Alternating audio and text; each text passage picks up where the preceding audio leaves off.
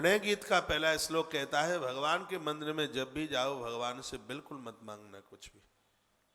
संसार के एक पिता के पास 4 बेटे होते हैं, वो उनकी इतनी फिक्र करता है, उन्हें कारोबार देता है, काम धाम देता है, सब व्यवस्था करता है, तो क्या उस परमात्मा को संसार के पिता के बराबर भी अकल नहीं है? क्या हमें क्या चाहिए, क्या उसको बताना पड़ेगा? कोई बताने की जरूरत नहीं है, कोई बताने की जरूरत नहीं। उसके सामने मांग मत रखो, उसके सामने भी मांग मत रखो, और यहां इस घर में भी मांग मत रखो। मेरी माताओं, पति के सामने कभी ऐसी मांग मत रखना कि जिसको वो पूरा ही ना कर सके। माता कैकेयी ने कुछ ऐसी ही मांग रख दी थी, तो अन्नदाता दुनिया छोड़ के चला गया। संतुष्ट होने की कोशिश कीजिए। आज बहुत परिवार बिखर रहे हैं, देवियां अपने अपने पियर में जाकर के बैठ गई। हमने पूछा, बहन क्या हुआ? अरे मेरी मांग पूरी नहीं करी। मैंने कहा, मांग क्या थी?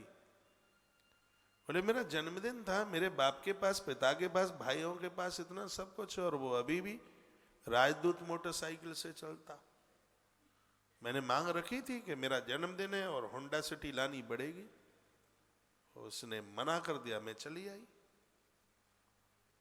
मैंने पूर्व में, ये सत्य घटना है जो मैंने बात आपको बोली है, मैं निवेदन करना चाहूंगा, एक पिता 10 हाथी पाल सकता है, लेकिन पिता घर में बेटी को नहीं रख सकता। दोनों तरफ से मैं बात कहता हूं, जो पुरुष पत्नी को धोखा देगा, प्रकृति उसको कभी क्षमा नहीं करेगी।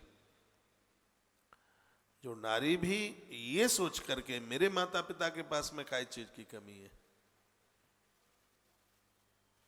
और इस भरोसे वो पति का घर छोड़ करके चली आती है, ये भी उसके जीवन की बड़ी नहीं सबसे बड़ी भूल है। मैं तो कहता हूं, वो कहे कि घर से बाहर, मैंने तो बोल दो, मैं भाग करके नहीं आई, डोली में बैठ करके आई हूं। तुम ही घर से बाहर हो जाओ ना, घर मेरा है, मैं गृहिणी हूं। थोड़ी तो तुम्हें भई नहीं कि तुमने अटैची उठाई नहीं। वैसे माताएं यात्रा के लिए जाएं तो 6 दिन लगते हैं उनको तैयारी करने में, लड़ाई हो जाए तो 1 घंटा ना लगे तैयारी करने में।